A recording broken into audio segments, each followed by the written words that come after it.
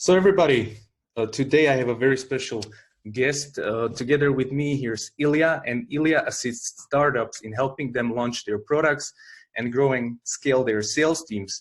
Most of his expertise comes from living and working in the USA startup scene. In the past 3 years, he has also worked with companies in Prague, Czech Republic to help them enter and dominate the US market.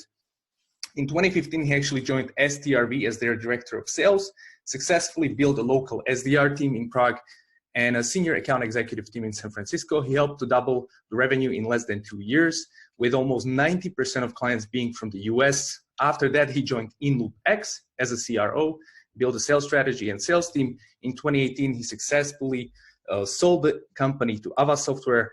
And yeah, he's just a great guy. I have experience working with him. So let's talk about sales. We're going to have a really good one. We're going to talk about sales in the agency world, but whoever is selling software will benefit from this. So welcome, Ilya. Thanks for taking this time. And perhaps you can give us some sort of feedback on what kind of deals were you actually working on in the experience you have in the agency space. Were these kind of enterprise deals or more of a startup deals that you were, acquiring for these companies? Sure. Well, first of all, thanks so much for having me. It's a pleasure.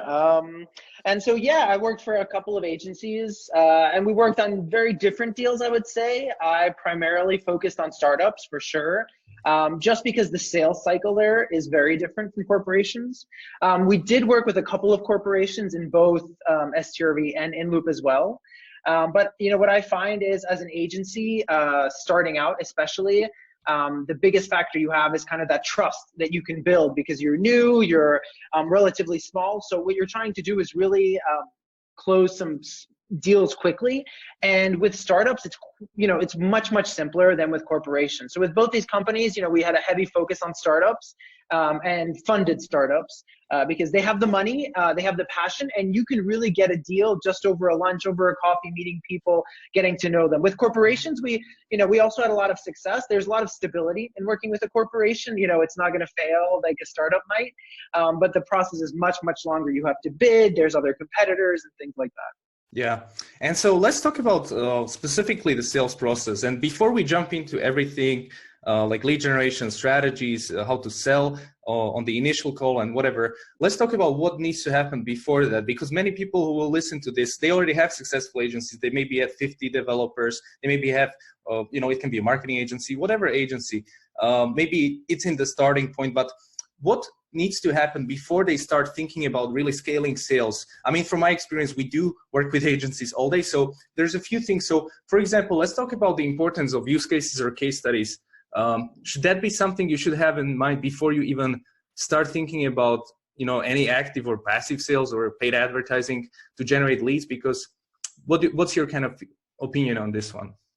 Yeah, absolutely. I mean, I've fallen into this trap as well, but what I see very often is people don't think about the funnel, right? And if you think about the funnel, that's how you should build out your sales team. So the funnel is, very cold, like any kind of lead coming in, and then hotter where you need, these salespeople converting them. So what does that mean, the top of the funnel? That means you need all these different things to kind of get your foot in the door is how I call it. It could be SEO, it could be articles, content, it could be cold emails, it could be case studies, whatever it is. But you really need to kind of start at the top, right? So many agencies, they say, okay, we're going to hire this really awesome sales rep. But then, he doesn't have the leads to work with. Now he's spending his time doing lead scraping, cold outreach. It's kind of a waste of money and his time. You're paying someone a high salary to convert, but at the same time, he's wasting his time on either generating some kind of content or sending kind of cold emails, things like that. So what you really want to do is thinking about that funnel. So, starting off, before I hire a sales rep, there has to be a need for that. If there's no leads coming in, what's the point of a sales rep? There's two parts, right, to any sales process. There's, first of all, lead generation and kind of getting those leads in. And second of all is conversion. So you can fix the conversion, but if you have no leads, converting zero is still zero. So yeah, and one thing on that note, especially I see a lot of problems when agencies take on board some sales reps, they have them for a few months and then they fire them. I mean, this is the case, very common case. And I asked well, why did you fire them? Well, they haven't brought any new business. I mean, well, is that their role? Should they be kind of prospecting? Because, as you mentioned, there should be a funnel set up before you hire those people. And you as a founder should be able to kind of sell as well, to create the initial process before you, start hiring. And then, if you just throw them into like nothing, they will produce probably nothing. So let's talk about one thing. I see a lot of, especially software houses, they do this amazing technology, but their website sucks. So what do you think about like the importance of the website in terms of in any kind of selling or lead generation practice when it comes to maybe paid advertising, but also just like cold email? Because we do this all day, and sometimes the website is so bad, hasn't been updated in 10 years, and it's such a weird thing because these are web developers. So Right. what's your kind of take on this? Yeah, I mean, it's funny, but that's the most common thing, right? Is you're busy working on so many projects, you don't have time to update your website. And I see that so often. And of course, that's the first thing that people see. Of course, your website is not, the number one most important thing, but it is the first thing that people see. And so, you can think of the whole process, the sales process, as building trust. And if I jump onto a client's website and it sucks, and that's the first impression I have, let's say you started zero trust, now I'm in negative. But let's say I jump on the website, I really like it. Then I look at a case study and I really like it. Now when I'm hopping onto a phone call, I already have some trust built with this company. I'm really looking to move forward. And so absolutely, this kind of ties in with all the things you were saying, hiring these inexperienced sales reps. And we did the same, we actually did the same problem at STRV, where we hired 3 really strong sales reps, but with absolutely no network of their own. Like, they were really, really good salespeople, but they came in without, we were building out the lead, like the SDR team at the time to kind of give them leads. But, we hired immediately 3 sales reps, and it was too much. We didn't have enough for them.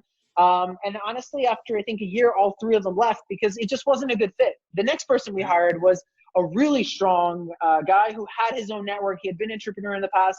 And so he succeeded a lot more. And so, that's kind of the knowledge that I took with my next agency in LoopX, is where when we were hiring a account executive, he was someone who was extremely experienced. He basically, I was looking for someone who can come on board and has his own network and can utilize it with some support from us. And that fit really well. And so he came on board and was able to do these sales completely by himself. But that's kind of the mindset you have to be in, is, either I'm going to, you can get a really strong salesperson, but if he has no network, you have to support him. And like you said, if he comes on board and doesn't bring any deals, whose fault really is that? I mean, of course the salesperson should know better and, really not get himself in that situation, set expectations. That's number one. But yeah, that's a lot of agencies make that mistake. They think we're just going to hire a bunch of salespeople and they're going to sell. But what does that mean? They need to have that foundation. Yeah, exactly. And when they try to do any sort of outreach or other types of marketing, they often fail because of one big problem. It's really hard to stay different because there's millions of these companies. I mean, just in Poland, there's over 800 software houses, and the only differentiator most of the times is their technology stack, which is not enough if you want to kind of stay relevant. And I noticed when you were working with STRV, you guys were heavily focused on startups, and also the company website was kind of in that very fancy designs and so on, was reflecting that target market, right? So how important is it to really pick your customer and really say, like, let's just focus on startups, and we can then craft everything that we need to do towards them, rather than say, oh, I need any deal is good. Enterprise, I'll take it. Startup, but then how do you gonna stand out, not just by technology, but also maybe industry or vertical or whatever? Right. Yeah. I mean, that's a good question. I mean, I think when you first start out, sure, you're just kind of trying to find your place. But at some point, it's always better to have a niche or a certain, something that sets you apart. How is like you said, there's hundreds of thousands of agencies. How do you stay apart? And I think STRV did a really, really good job in their marketing of themselves. I mean, I think that's one of the biggest things. They're not, it's just a company, right? They're not any different than anyone else, but the image they created is something very unique. And like you said, the website, and it's consistent, this image, the website, it's very unique. When you go to the offices, they have this really fun atmosphere. And when you look at their case studies, they're really done like extremely well. They have so many, one of the co-founders actually does the videos for the case studies, and it really just pulls you in, and everything is done with, I would say, very, very precise, very, very following that one style. And that's kind of goes back to trust. Once again, it's not, the typical form of trust, but it's kind of this way of, you see this image of this company, you really feel it, you want to work with them, you trust them because this is who they are. They can say it. We work with startups, and if you're a startup, you see it's a perfect fit. If you go to a different agency, they'll be like, yeah, we could work with you, but we could work with anyone. And so it's like you're not creating that really good connection. In an agency, it's a relationship sale. It's not a transactional sale. If this was a SaaS product, you would still need a good website, but it would be a completely different sales process. With agencies, you really are building a relationship for the long term. And so every little thing matters. It's important to have everything top notch. However, it's also kind of that second side of it where you can't get stuck, making this perfect website and not focusing on any case studies. I truly believe that you have to get everything in order and then, make it perfect. Like STRV wasn't always perfect. When I joined was actually when they were revamping their website again, and it was good, but it got better. And so, they got everything to a certain level, and then they made it even better, and then they made it even better. And that's kind of the way to go. So yeah, it's really important. It's really important to pick this niche and say, we are the best at this, because that's where you can charge high, charge high margins, because you're the expert at this, and that's what you're positioning. If you're, fighting out over price, you're never going to be like the most successful, like STRV was able to be. Exactly, as you mentioned, you guys. For the guys who are listening, STRV is a company from Czech Republic, and they were charging almost the same prices as American agencies. This is really crazy if you compare it to the other agencies in our region where they charge $40-50 per hour or something, and the only thing they can compete on is price, because they have no idea how to create that value. So you've mentioned building relationships. Most people don't understand this. So most people look at sales or a lead gen like, give me a project, but that is not really what you should be aiming for. It's about building a long-term relationship with zero trust in the beginning. So how can you build such a relationship, or how can you actually create a value for somebody up front in the sales process? We don't have to talk very specifically about it, but just to give because many people have these partnership agencies, right? They refer them deals, and that's all they do. There's no sales process. That's the only lifeblood for them. So how can they actually create value when they start experimenting with sales, whether it's founder or sales team? How do they do that? Well, it's I think, and this, of course, it's that every agency, probably 50% or more of their clients are referrals. And so this is exactly it. This is building trust. You've built trust with someone, and now they refer you. But, some people just kind of do it accidentally. It just happens, where other people really take this approach where, you meet all your contacts, you invite them to coffee, you keep yourself top of mind, and also you grow your network. One of the big reasons that STRV was so successful is their CEO did, something that most people would think was crazy. He completely just moved to the US, and he lives there now, and he is always, all he's doing is making relationships. And when you meet a CEO with a company and he's promising you things to your face, like face to face, it's so powerful, and that's what a lot of, outsourcing agencies and agencies in Poland, Czech Republic, they have trouble, because once again, it's building trust. You're doing a phone call, you have an accent, it's hard to relate to people in the US. And, I say US because they have, typically a lot of startups that are well-funded, can spend a lot. But that's very important, and all of that goes back to this building trust concept, I think, where you really need to kind of understand your audience. And that's kind of what goes into this niche. If you, let's say you do have an accent and it's kind of hard for you to communicate, well, maybe you're such an expert, like in IoT, for example, that all the IoT startups are dying to talk with you. And that's kind of how you have to think about it. Who can I relate to? How can I really make myself the most perfect fit? I worked with STRV, which was this kind of very hip startup, focused on startups, and InLoopX, which was much more stable, focused on a lot of corporations. And when they did work with startups, it was when, we are like these technological experts in this field. And so it was like very, very good fit. So you really have to, think about your agency. You can't just be, we do everything, because it's just not appealing. It sounds not appealing to most companies. You really have to think, what are we the best at? How can we position ourselves that when the right customer comes along, he's like, this is the company, I need to work with them. Yeah, you mentioned that sometimes he even moved to the US, the founder of STRV, and that's so important sometimes if you want to, especially if you're an agency outside of the US or you want to break into some other market, it's such an important step to have at least somebody face to face there, or do like a tour, or book a meeting at a conference to at least get some face to face meetings, because many agencies, if they start doing some outreach, they expect to close deals remotely, which can happen. But with these long-term relationship building, trust building, stuff, you really have to meet face to face, and just doing that is super important. So, but I know that many agencies don't really even start building sales team. That's like an anomaly what STRV did. That doesn't happen. So when were they? At which point was the agency where they decided, like, okay, we have a founder, we have like a couple of co-founders, we need to start doing sales, like some sales process, create some sales process.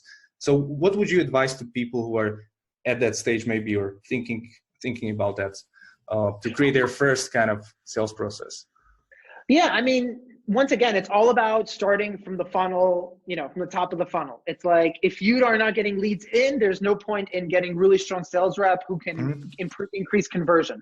So you really have to start with, sending emails or setting up meetings, going to conferences. And so this can be many things. I mean, it doesn't necessarily mean that you have to go to the US and move there and live there. No, there's a lot of options. I was doing trips for InLoopX where I was planning to go with the CEO of InLoopX for just 2 weeks, and we had a completely packed schedule. So it took us 2 to 3 months to really set everything up, where we would arrive there for 2 weeks, and every day we had 4 or 5 meetings. And that can work as well, right? You're still building relationships. It's very jam-packed, but some people have different responsibilities. They can't go for very long. It depends. Sometimes we would send people there for a month or two and live in San Francisco and really meet people. But it's about really being creative. You don't even need to really, I'm able to close deals from anywhere remotely because I can also understand them. And so what does that mean? I just have experience living in the US. There's plenty of native speaking Americans who live in Czech Republic, Poland, all over Europe that you could hire to start doing this lead generation, maybe sending out emails, maybe doing some calls, maybe sending them to conferences. There's so many different things, but the number one thing is, if you're starting to build a sales team, don't build it from the top down. You have to build it from the bottom up. First, you get a couple of lead generation people. Then once you see these leads coming in and it's too much for the CEO or whoever's doing sales to handle, that's when you add on more people. Or if you are going to build it, the other way around, you really need to get someone who is completely independent, can work by himself. And this unfortunately is quite expensive. I mean, hiring someone like that in San Francisco could be, $150,000 a year, just their base salary, and they would want commission, because, that's the most powerful thing, right? That's their network. And so most agencies, I would say, not only can't afford it, it's quite hard to find someone and trust them and pay this much money. So I think for the most realistic way is to start, from the top of the funnel, start generating more leads. There's many ways of doing it. But that would be the number one thing. Yeah, I mean, so your advice is, when you start generating leads either in-house or you hire an outsourcing company like my company, then basically you see that this works. It brings you kind of predictable amount of leads, and you, at the point where you can't really handle them, you're being too much involved in the follow-ups, too many proposals, you're just so busy, you have to focus on development as well. You're kind of saying, okay, at that point it makes sense to bring on somebody on board and train them and kind of help you out with those leads, and then do something else, invest in conferences, and let's do class sponsorship, and let's invest then more. But you need that initial kind of flow of some leads coming. Yeah, absolutely. I would say so. I mean, otherwise, what is this salesperson going to do? And, it's also, I think a lot about the sales team, right? And managing these people. If I hire a very experienced sales rep to come in and be this closer who can really, in an agency, you have to be at a pretty high level. You're talking to CEOs or at least some kind of people relatively high up in the company. And so, they don't want to be looking for leads. They don't want to be answering these cold emails or writing them. They really want to be focusing on this high level stuff. And so, it's also about keeping them happy.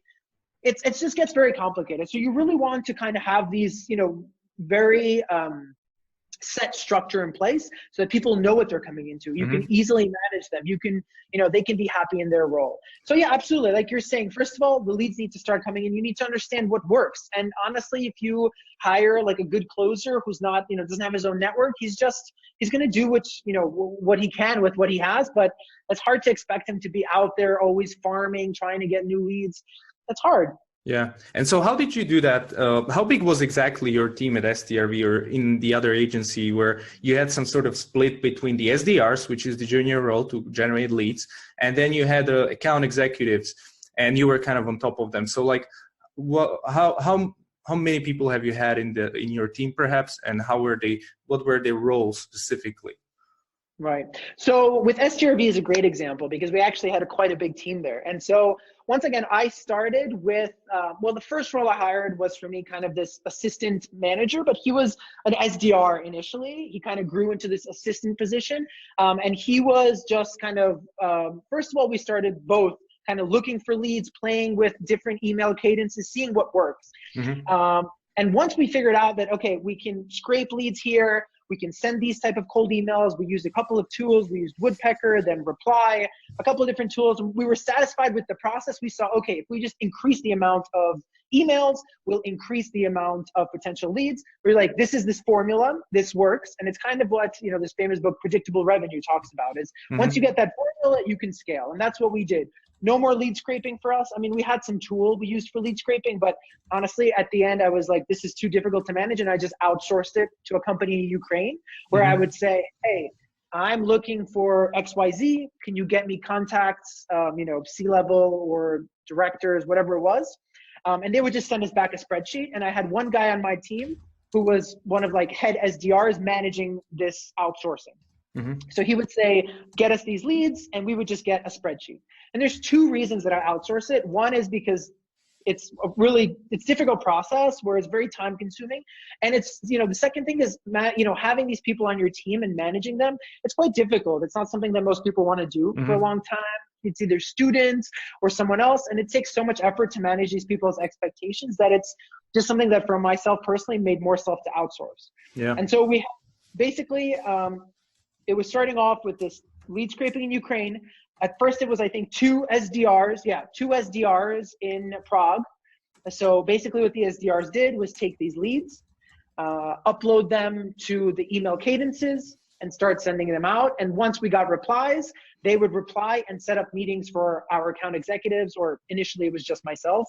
And then the team grew. So we hired 3 people in San Francisco, which I think was a mistake looking back on it. But at the same time, we also increased the SDR team in Prague to 5 people. And so it was kind of this scaling growth. It was a little fast. I mean, it was a lot of learnings, but it worked out in the end. So when I was leaving STRV, we basically had this lead scraping company in Ukraine. I believe 5 people SDRs in Prague. And at the time we were getting maybe 4 or 5 account executives. But already we were seeing that we needed to hire more experienced executives that could, get some of their leads, had some kind of network. From the SDRs, we also figured, okay, just cold emails doesn't work. We need, that's one avenue, right? And so, you have to be careful with how many you send. So we were thinking, okay, what are other avenues? One was, reaching out and kind of creating content, like maybe doing interviews. Second one was going to conferences and kind of scheduling things there. And so we were thinking of different ways where we could find relative targets and how to approach them. Yeah. But that system works really well. It's, the reason it worked really well is actually my whole team in Prague, everyone except one person were English native speakers, Americans. And I was able to find people with some business experience, or basically people who just came to Prague who you don't really need to know much. The most important thing is having that attitude, the right attitude, and then being an English native speaker, because people just want that trust when, when you're getting that email with some spelling mistakes or grammar mistakes, it's just, you feel it instantly. Yeah, I love that. There's so many things there. I mean, I'm in this process every day, so I understand what you're saying. And I definitely agree with outsourcing that initial part, because there's no need to keep it in-house. You can actually hire, there's several companies in Pakistan, in India, where they train these people. You can hire them for $4 or $5, and they will actually provide really good data. It has to be done by freelancers. You cannot really scrape it, because it's really, some of these web scrapers are really not of high quality, but if you have a freelancer who you pay $4, it's fine. And then the next part of that process, where you have these SDRs in-house who are sending these emails, this should be an in-house function eventually. But you can experiment with some agencies who do that as an outsourcing, but you need to be really careful so that they have experience doing it in the US specifically, so they don't make these mistakes like grammar and all these things, because this actually makes a big difference. So yeah, definitely. And that's a quite a big thing there. Yeah, it was a really big team, and that's exactly right. You know, with this SDR, the reason I felt relatively comfortable is because I'm an English native speaker. I'm approaching the U.S. market, which I know really, really well. But honestly, if I was approaching any other market, even the UK, I wouldn't feel as comfortable. You know, if it's first of all not in my native language, and second of all not from a cultural background, I would probably look for an agency to at least say, okay, let's set some KPIs. If you can hit them, I'll be happy with that. Because honestly, once again, it's then managing people's expectations. I mean, even as an SDR, people want to stay in that role for max a year or two, and then they're looking, okay, well, maybe I can close or move on to something next. And it's difficult. You need to always be managing people's expectations. So honestly, the more that I can predictably outsource, it's quite good for me. The most important thing for me is to close those deals and kind of control what's being said at those those final conversations when you're really building that relationship. But this initial thing of lead scraping and the initial kind of reaching out, if someone else was able to do that for me predictably with good KPIs, definitely. Yeah, I mean, it's how much in percentage wise, how much of the overall annual revenue do you think this kind of outbound leads can bring to an agency? It's not 100% because referrals are the best, but can this increase your kind of cash? If you do it right, if everything works, of course. Yeah, I mean, it's also, it's two things, right? You can definitely increase the amount of leads, but also the quality of the leads. For example, going to the US from Europe, you can double your rate if you're strong enough, if you have the right, like that's what STRV did, right? If not triple. They were able to triple, so the profit went through the roof. Of course, it helps. They couldn't then work with domestic brands, right? Because they were too expensive. Not that they couldn't, they just didn't want to. Yeah.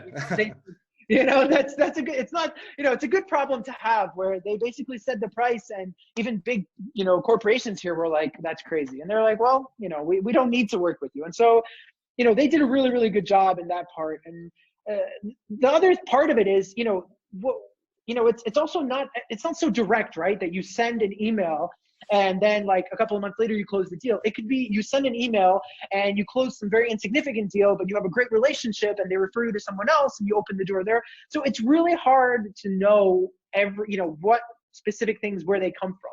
But I've definitely had, opportunities where I've used a cold email to get an intro to someone that might know someone, and so it's kind of these connections, right? It's the more ways that you can approach the target, the more ways you can build trust. So if you just, if you can't get a referral, you can still approach this target with a cold email and say, hey, you might have known one of our past customers, and they're like, oh, really? You worked for them?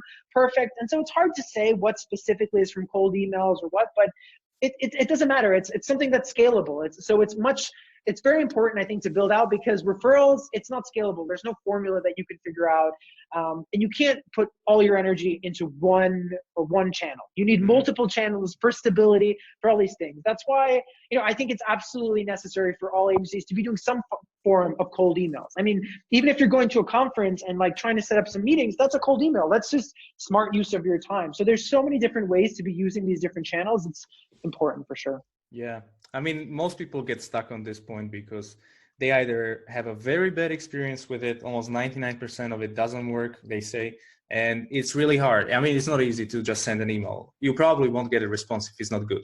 If your offer doesn't match what you're selling, if you're just saying, hey, we're a JavaScript software house, hire us, this is our rate, it's not going to work. You need to really come with some really good insights, something to draw these people to respond to you. And it needs to be short, no mistakes, and really well-crafted case study probably with it. So it's not easy. Requires also some level of customization, not just blasting it in thousands. But yeah, this can be. Go ahead. I mean, I think a big reason it doesn't work is, once again, because people think of it will just, this is a small channel, I'll maybe get 5 to 10% max from it, which is probably true, but 5 to 10% of my profit. And they just set something up and it kind of runs, and then it doesn't really work. But it is a skill. You really need to have a lot of knowledge. You need to put a lot of time. I mean, when I was setting my cadence up, I had someone researching what are the best times to send emails, and if you're new to this, of course you don't know. It can take months to set it up correctly. If someone's new to this, it's such a big time sink that I understand why a lot of people, they'll just set up some cadence, they just send it, and they're like, oh, this doesn't work.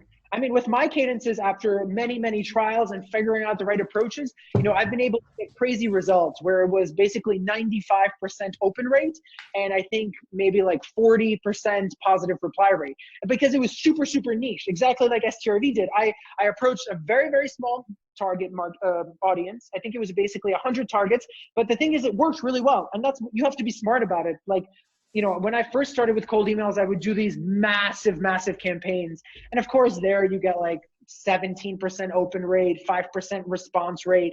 And it's just a big, huge time sink. And I think that's how everyone starts. They just do these mass emails, they write something and hope it works. And then you kind of have to perfect it. And so, if you have the time and the resources, definitely you can build it in-house. If you want to go move quickly, there's a lot of benefits with working with someone who has experience in it. Yeah, it also ties back to your strategy. Like, are you even ready for this? Because it can blow out in your face if you have a bad website. If you don't know your core service offering, then what are you doing really? You're not at the point where you can do this. So really think through this. But that's not even the problem. Most companies, even if they are successful with this, they come to the next step, and that's the first call. And what I see from experience, let's say we have 8 leads we generate, they want to meet with us. And now the conversion on that meeting from a meeting to, let's say, a proposal or something, that's when it drops to like 99% done. So what should be people thinking to do on that initial call? Because it's different than an inbound lead who is your referral, who you have initial trust with.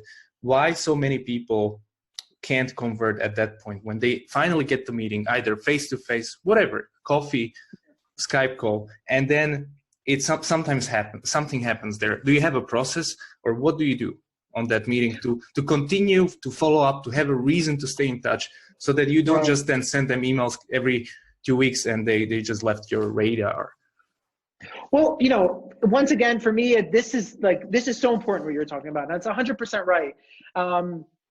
And I think what a lot of companies do, and not only agencies, is that, especially in the service business, they immediately just start selling themselves. And it's like, you don't even fully know the problem. And even if you do, you should be educating this customer. So many times, especially with startups, they have something in their mind, but they're also looking for validation.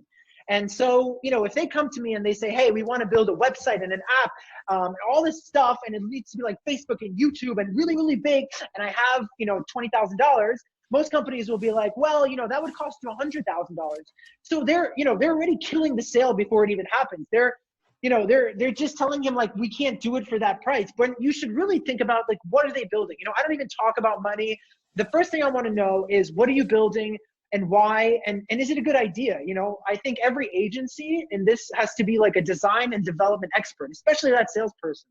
You can't come to, onto the call and just tell them the price. What's the point of that call? You're not building any trust. If anything, you're ruining, this guy has something in mind for a specific price and you're telling him it's more expensive. Of course, there's no second call. You just kill the call right there. So typically I don't talk about price. Sure, I can throw out, if I have to, I'll throw out some very wide range. But the first thing I want to do is really understand their product. What are they building? And then help them build a better product. If they tell me that they want to build YouTube, I would tell them, that's probably not the best idea. Maybe you should scale it down, focus on the MVP, explain what my idea of the MVP would be. One of my clients, I was with them on maybe 3 or 4, 2-hour calls, just talking about strategy, ideas, what other customers have done. And so you really have to be an expert in this field, because, when they come to me and say, hey, I have, even $100,000 to build, this ginormous application for mobile and web, I know it's not realistic. I know, some company probably can build it, like some low-cost agency, but it won't be successful. And so, when you sometimes question what they're doing, it's even more valuable. You're not just agreeing with them. You're telling them, hey, well, let's think about this. Does this really make sense from a strategy perspective? Do you need to launch 3 different versions of your app that, you know, you don't get the same learning from. It's very expensive. You need 3 times the amount of people to kind of manage it because it's different code bases typically. Probably more spent on design and development. You know, all these things. Wouldn't it be smarter, as most companies do, you know, lean startup mindset, launch an MVP, learn from it, scale, grow. And so this kind of thing, number one, is very important. Don't sell them like right off the bat, like, this is going to be 100,000. Do you want to work with us? We're a great JavaScript company. Like, they don't care. They're focused on their idea. It should be all conversation about, you know, what they're building. Second of all is, you know, it's also like a big amount to swallow, a big thing to, you know, like their whole budget they want to spend on design, development, launching this application. It's kind of a big commitment. And so what I try to do is always break it up into smaller parts. It can be, you know, there's 3 very clear parts. One is maybe some kind of looking into their specifications, even if they even have specifications. So many, you know, if you're talking with a corporation, then they probably have this gigantic list of specifications that someone needs to go through and look through and kind of figure out the timelines. If it's a startup, they probably have nothing, maybe a couple of screens and like 1 Word document. So you really need, maybe the first thing I would try to sell to them would be either some kind of specifications, looking through it, some kind of, you know, is this even possible? Has this been done before? What do your potential clients think? You know, someone from a product perspective, really looking at it and saying, does this make sense? I try to do it myself on the call with them, but you know, typically you would need to really look into it. If you're spending $100,000 on a product, you want to spend probably a couple of weeks looking into the users, looking into the product, and most importantly, can this even be done technologically? I had a client who was thinking of some new AR VR concept, and after we did this, you know, I sold him on this, we saved him tons of money because we realized, you know what, it's just not possible right now. And so it's really important to, you know, either break it down initially into this kind of product thinking. You know, people call it many different ways, but it's actually quite a hard sell, which is funny because people want things, you know, they're like, they don't want to spend money on just thinking, no tangible goods. And so it's quite a hard sell, but I think with people who are educated in startups, they understand it. However, the second thing, then if this doesn't work, then still much safer is just jumping straight into design. And why is that? Is because during the design process, you start seeing it. You start seeing your product. And let's say you're building YouTube, you see there's a lot of features, you know, questions start coming up. You start thinking, whoa, this is a big application. Do I need this? And so, you know, sometimes I can skip the product phase and just jump into this product design. And so this is very important. And I think STRV and InLoopX do it really well, where they have, it's not just designers, it's these product designers who think about the product. They don't just make a pretty UI. They really think about the UX, how you would use it. Would this work? And so it's a much smaller, it's probably like 1/6 of the budget, something like that, of the total budget you would spend on design, depending. But it's a much smaller significant part that's easier to commit to. And it really starts putting this, like, you get something tangible, and also it's very visual. You start working with us, you start understanding how it works, and then it's much easier to convert you into development. So many times I've sold design and then they finish, they're like, okay, let's just start development. You know, things are working fine. Why would I spend time looking for another company?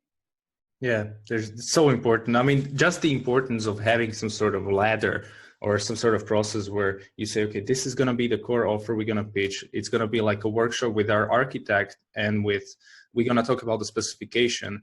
And if they already have it, we're going to do the design. So that's going to be the initial thing. It's 5 to 10K. It's not going to be the full budget, but this is going to be a baby step to allow us to sell the retainer. Or if you're a marketing agency, you want to sell large retainers, probably. If you're a designer, development company, you probably want to do like a big project. So it's so important when most people sell this big thing in the beginning. It's such a hard commitment without any trust and something. So the only thing that sets them apart is really creating that value. And most people say that, hey, in India I can get it for $20, the hourly rate. So how can you compete on that? But you didn't create the value on that. So how do you actually challenge that pricing? If somebody says like, well, I can get this done in India for $15, and you guys are charging this much. How can you basically sell that? Sure. No, that's a great question. I mean, I think that's the top question of agencies is the rate, right? How do you sell at a high rate? And that's kind of going back to what I said before is I don't even talk about money until I've sold what we do. And so many times selling what you do is really just sitting down and having 3 or 4 calls where you talk about their product. I'm just helping them. I basically, for free, I have 3 calls where we're talking about your product, talking about what you're building. And you're already we're so connected. You've spent so much time. It's kind of a sunk cost, you know? They've spent so much time working with me that to explain all this to someone else, I've already built this trust with them. So now they have to go to someone else who, you know, might not understand it as well. And that's what I do is I want to work with these people to build the best product out there and in the best way possible. You know, just because they have 100,000 doesn't mean they need to spend it on the initial product. I mean, I know if they have 100,000 and I do a good job on the MVP for 50,000, they'll spend the rest of the 50,000 with us just, you know, 3 months later, or probably even the same amount later. Honestly, you're not, you know, going to build a product for 6 to 10 months. I mean, you could, but that's probably not even going to be successful. It's just a bad way. You know, it's not a scalable customer that's going to stay with you long term. In the long term, I lose. So what I want to be doing is I want to be talking to this customer, understanding his product, and kind of growing with him, becoming part of his team.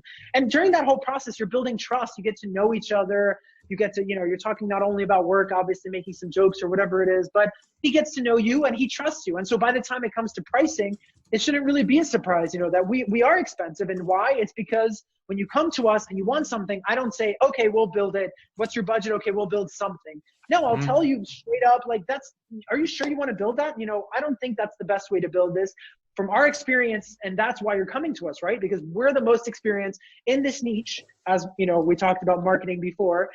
They should be listening to us. You know, that's the point of an agency, right? You want to be working with an agency because they're very experienced. They have knowledge. And that's what I need to portray. And so that's kind of also going back to these very senior sales reps, is they have to really know. They can't just be, you know, sales reps who did SaaS before, for example. So great. So one thing I wanted to touch bases on is the length of the sales process in the agency space. And sometimes it can take a couple of months. And if you don't have that cash flow or cash reserve, and you expect that, you know, you can generate leads and close them very quickly, it might be a problem. So how much cash should the company have when they start thinking about doing sales? Because it's an investment which has a long ROI, I would say. So what's your kind of take on this? Well, that's an interesting question, but maybe also kind of I'm just thinking of it in a different perspective. Like, how much cash should they have is kind of an interesting question, because what if they never get that much cash, you know? So for me, it's like you should immediately be doing sales, but it depends on what, you know, you can afford, what you can allow yourself to do. I mean, I see the most successful companies have, you know, the CEO is involved in sales. I mean, you know, that's some cost, right? But it's not an actual cash cost. But that's how you really, you know, the CEO really understands like the best way to do sales, or at least on some level is building his connections. He's like the most powerful. It's like chess, right? It's the queen. It's the most powerful unit. You know, when you go somewhere and you say I'm the CEO, it instantly builds trust. And so I really think that they should at all the time be doing sales. It's just when can they upgrade to the next level? And they can upgrade when, you know, they see that they have the resources, or that either things aren't working or things are working really well. If things are working really well, okay, let's keep scaling. If things aren't working, we need to try new things. And so, you know, going back to STRV, you know, the CEO did crazy stuff. He hired consultants. He moved to the US. And so it's you have to keep pivoting until you find what works for you. And I think this is very important, that each agency is going to have something different that works for them, just like every person has a different personality. You know, 2 agencies that I've worked with have had such different concepts and strategies. STRV was this kind of young, hip, totally focused on startups, really, really risky. I know we had months where it was really bad and months that was really, really good. And in Lubex, it's much more stable, working with some corporations, a lot of stability. But obviously the profits, you know, even if the revenues were similar, the profits were very different. Just because, you know, they weren't as confident selling at a higher rate. They weren't as flashy. Their website wasn't as, you know, crazy. So I think asking the question, you know, how much money do I need to have to start doing sales is kind of, you know, that's maybe not the right question. You should always be doing sales. And then on the other side, think about, okay, but what budget do I have? What can I afford? You know, can I afford to outsource this? You know, for example, lead scraping. At first I did it myself, you know, and then I was like, okay, let me grab a developer maybe start scraping somehow. And then I was like, this isn't working. Let me just outsource. But, you know, I already understood the process in my head, so I was able to outsource to someone and explain it. If I wasn't able to do that, I would probably go to a more experienced agency and kind of help there. But it just really depends. If you can't afford an agency, you have to do it in-house. Yeah. Got it. Any other channels you see working to generate leads except email outreach or outbound in general? Maybe some websites or content. I don't know. What else do you think can work for an agency? Yeah, I mean, it depends. We tried Clutch a couple of times. It's interesting, but you really need to be prepared for it. You know, we were flooded. I think we were flooded with, like, we did it for maybe 2 months or 3 months, and we were flooded with like 500 leads or something. But most of them were people who were completely, you know, $10,000 or less. And so, but it's so hard to manage that many people, to even talk to them. Like, even if we had done a couple of those sales, it would have been profitable. In the end, I think we only closed one deal. Thankfully, it was for $120,000. So it was still worth it, but it was just so hard to manage all of that. That's another thing. It's like we dramatically increased the top of the funnel, but didn't have enough people available to actually convert. And also it was very expensive. I think it was a couple of thousand a month so that was one thing. But, you know, for smaller agencies, I probably wouldn't recommend it. Other things were conferences. You know, I like anything where I can get face-to-face with people and really like build a relationship, because this whole business is about relationship sales. So I think that's one that's really big, that's underused and used incorrectly. So many people just sign up for a conference and then just go and expect to meet all the right people. But there's a lot of prep work that goes into that. Same thing as, you know, when I plan my trips to anywhere, San Francisco, New York, anywhere, London, it takes a lot of prep. I mean, really find one strategy and stick to it, and you got to prepare for it the right way. You know, I don't go anywhere without meetings already set up. Anytime you're going somewhere unprepared or without a set schedule, it's time that you have to spend on figuring things out. It's energy that could be better placed elsewhere. So there's a lot of different things that work for different companies. Estervio did, at one point they started doing events in San Francisco. And so some of it worked, some of it didn't, but there's a lot of learnings you can get. I mean, there's so many different options. I think the most important thing in these channels is getting someone with experience who can set it up the right way. So you're not just wasting time, or at least then if you can't afford that, then you have to hire in-house and really learn this long way. It could take a year to figure out how to make a specific channel work, like cold email marketing, going to conferences, going on trips, setting up an event in San Francisco. I mean, you know, it's difficult. Yeah. All right, so let's switch gears for a second and maybe talk about just the overall sales space. Is there any kind of latest technology you're excited about in the sales space? Maybe it's like a new automation tool or something that you use on a daily basis to help you sell better? Maybe like, I don't know, some video conferencing tool or something? Yeah, it's kind of hard to say, but I think, you know, I've really been happy with Copper CRM lately. And in general, you know, any CRM that just makes it easy to work outside, or any tool that makes it easy to work straight out of your inbox.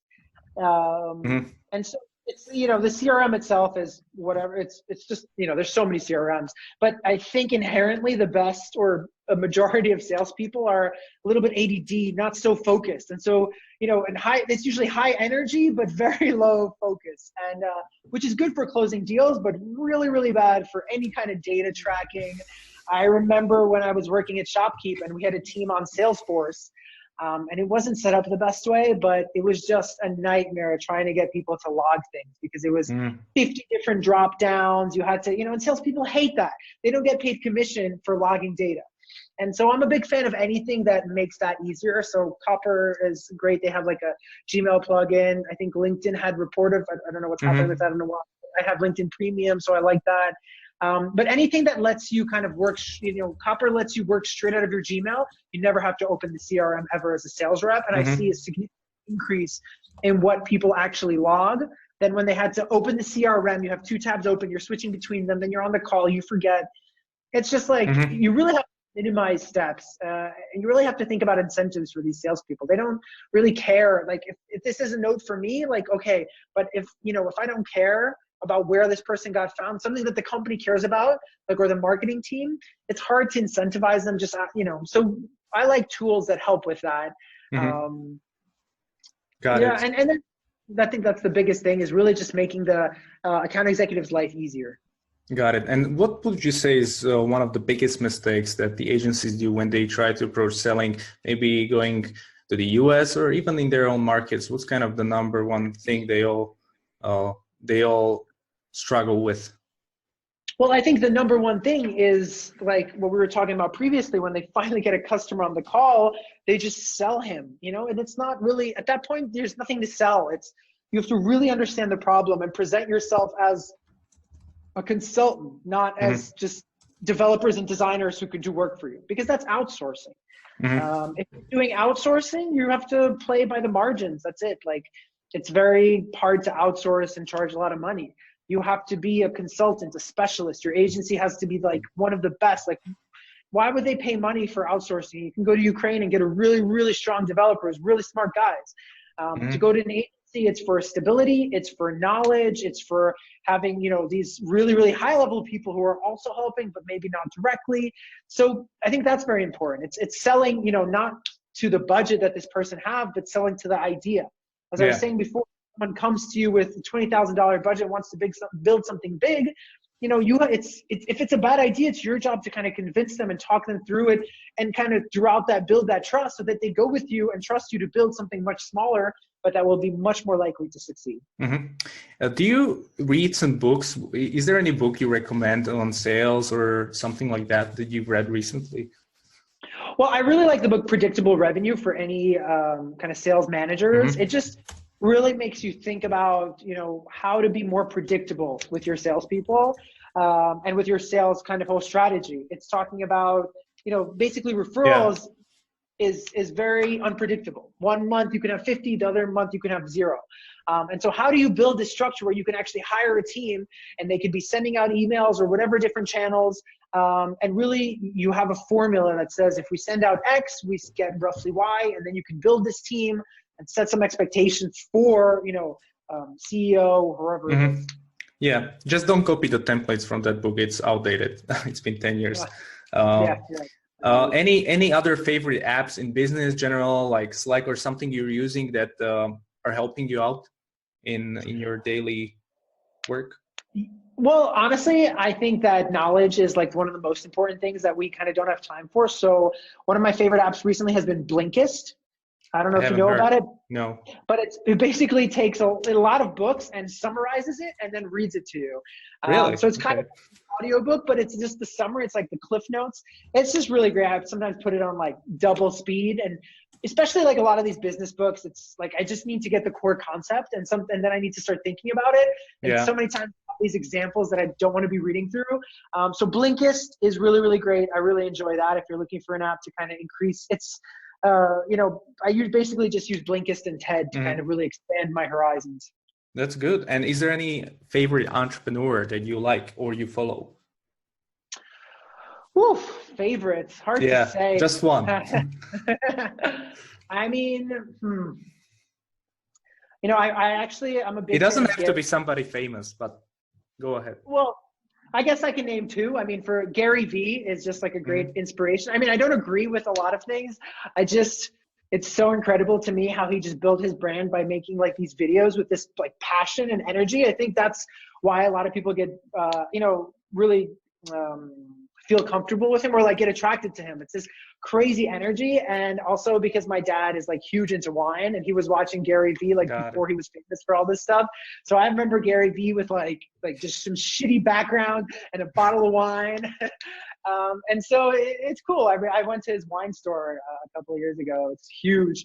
But yeah, I mean, I just really enjoy his stuff. Although now it's just become like really, really huge. But in general, he's a great guy. I think he's really, really great. And then I don't know anyone else who I could really just pinpoint. There's so many great people, but I think it's really the biggest thing for me also is like really about the personality of the people. So for me, some of my favorite entrepreneurs are just like some small business people here in Prague or New York that I meet who I have like a personal connection with, but that's probably not as interesting to other people. We had many people say Gary Vee on this podcast. Oh, really? This one, I have 4 questions, which are like true or false. You can just say like, you agree with the Sure, sure. statement or not. So let's go into this. It's called the notorious 4. So first one, cold email is spam. Oh, God, so difficult. I would go with no. That's not true. It's not always. If Got it. done right, it's not spam.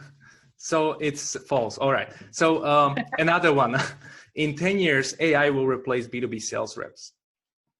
Definitely not. Got it. The third one, everybody can learn to sell. Salespeople aren't born. I mean, everyone can sell, but I guess it's hard to be like, some people are born with innate sales energy. So I would say, yes, everyone can learn to sell something, but there's some people who are just going to be wildly successful in sales. Some people who can just, get by and do the minimum. I think everyone, because a lot of it is just by effort. So if you put in enough time. Got it. The last one, being able to sell is more important than your product or service. No, I would say that's false.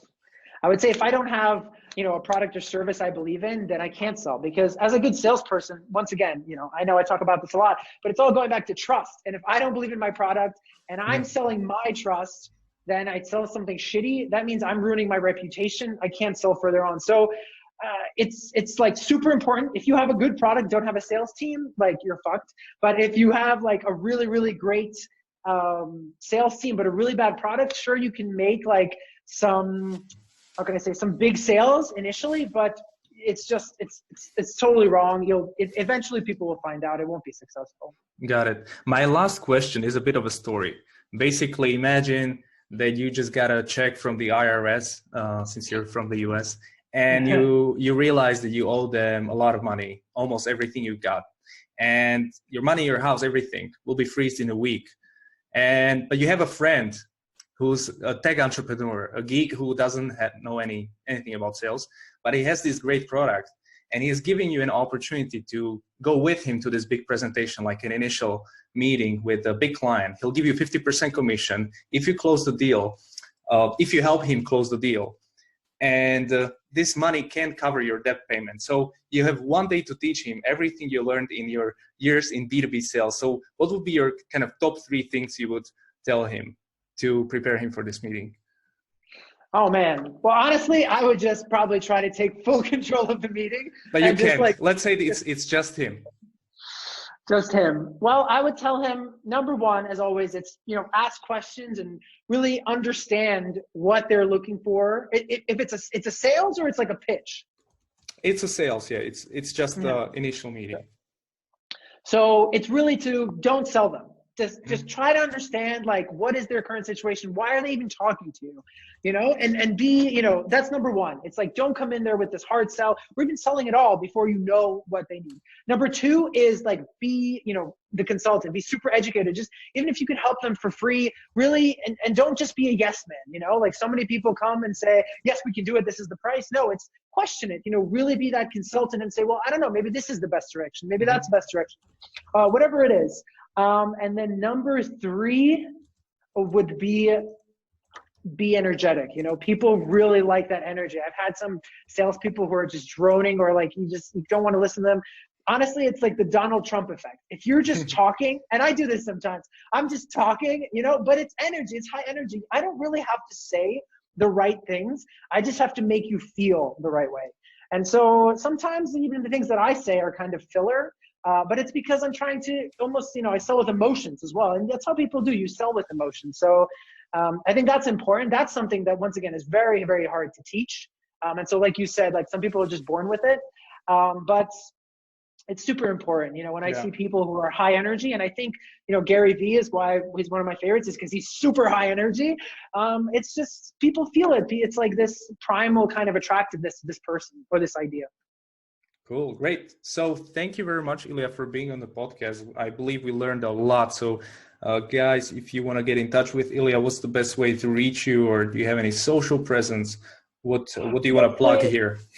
Mostly my LinkedIn is the best way. Or of course you can just get my first name dot last name at Gmail. It's way too long, but I'm assuming you'll have a link somewhere or something. Yeah.